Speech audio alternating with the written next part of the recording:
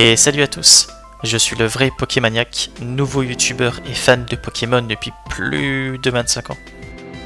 Aujourd'hui, on va analyser ensemble le thriller du prochain DLC de Pokémon Legend ZA qui est apparu il y a quelques jours.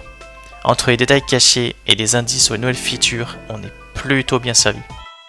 Il y a des choses à se dire, alors installez-vous confortablement, on commence. Premier point, les toits. En premier lieu, on peut remarquer quelque chose de vraiment très intéressant. On peut aller sur les toits. Et oui, c'est clairement visible dans le trailer là tout de suite. Si on observe attentivement, on aperçoit aussi plusieurs échafaudages équipés de ce qui semble être des téléporteurs. Alors les flèches vont vers le bas, donc pour le coup c'est un petit peu étrange. Dans sa version japonaise, il y a un autre détail qui saute aux yeux. On voit des toiles d'araignée qui relient deux toits. Franchement, je doute que ce soit juste pour le décor. Donc, on peut en conclure qu'il y a une énorme probabilité qu'on puisse visiter les toits, ce qui rajoutera encore plus d'endroits à explorer. Deuxième point, les dresseurs. Alors, on voit bel et bien des dresseurs dans ce trailer, et détail intriguant, certains apparaissent sous une forme holographique avec une teinte rouge assez marquée. Alors, est-ce que c'est simplement un effet visuel pour se démarquer des hologrammes bleus qu'on voit dans notre Illumis normal? Ou bien est-ce que cette couleur rouge a une vraie signification liée à l'histoire ou à l'état de la ville? Parce qu'on le sait, dans beaucoup de jeux, le rouge est souvent associé à une énergie corrompue ou à une anomalie temporelle. Et vu que le thème de ce DLC tourne clairement autour des portails et des distorsions, c'est pas impossible que ces dresseurs rouges soient en réalité des projections issues d'un autre temps ou d'un autre plan. Mais attention, j'ai repéré dans le trailer la présence d'au moins un dresseur non holographique, bien réel cette fois-ci. Troisième point, les missions. C'est un détail qui m'a directement interpellé en regardant les trailers. Sur la droite de l'écran, on distingue clairement un encart de mission. Leur présentation ressemble beaucoup à ce qu'on avait dans le DLC 2 de la 9ème génération.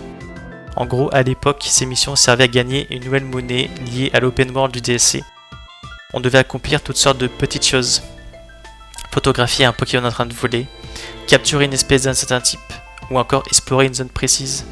Chaque mission remplissait une jauge de progression. Et une fois cette jauge pleine, on débloquait une mission bonus bien plus difficile, mais avec à la clé beaucoup plus de points. Et parfois même des missions à faire en coop. Dans le cas contraire, si je me trompe, ce système qu'on aperçoit ici pourrait simplement être la continuité directe de ce que propose déjà la Royale ZA avec les tickets et leurs missions. Dernier point, les explorations. Pour finir, on va se pencher sur les explorations. Comme vous le voyez, il y a énormément d'informations affichées à l'écran. Je vais d'abord vous donner une explication claire et rapide. En gros, avec des baies, on pourra créer de la nourriture destinée à Hoopa. Et c'est grâce à ça qu'il ouvrira des sessions d'exploration. Ces sessions feront office de mini open world personnalisables et à difficulté variable. Si on rentre un peu plus dans les détails, pour commencer, il y a les calories qui agissent comme un timer. En gros, 100 calories, ça correspondrait à environ 1 minute et 3 secondes de temps de jeu. Je suppose qu'une fois ce temps écoulé, le joueur sera possiblement éjecté de la méga dimension, donc de sa session.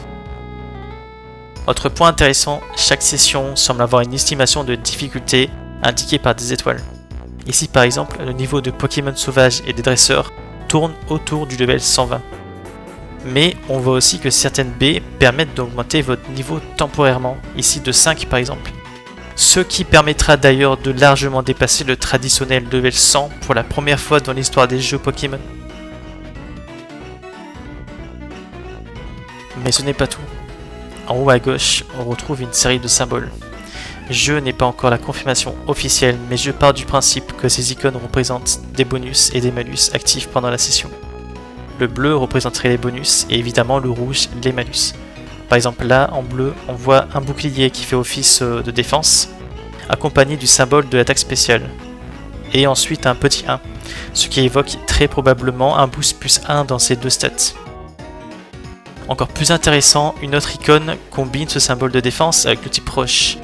Alors là j'ai deux hypothèses, soit c'est un bonus pour les Pokémon de type roche, soit ça signifie que les Pokémon roche apparaîtront plus fréquemment, un peu comme les effets des sandwichs dans la 9ème génération.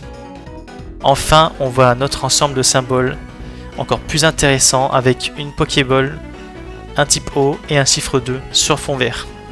Alors pour la Pokéball, j'imagine que ça pourrait booster les chances de capture. Pour le type O, pareil que le type Roche, ça pourrait augmenter la fréquence d'apparition des types O.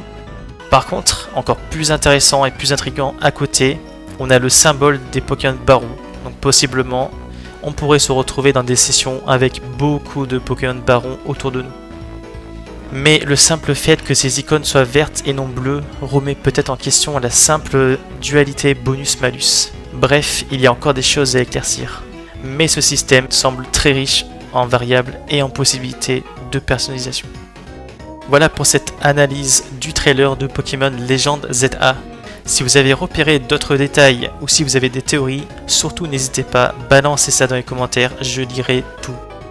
N'oubliez pas de liker, de vous abonner pour me soutenir si ce n'est pas déjà fait, et on se retrouve très bientôt pour d'autres vidéos Pokémon. Merci pour votre soutien, c'était le vrai Pokémaniac, à la prochaine.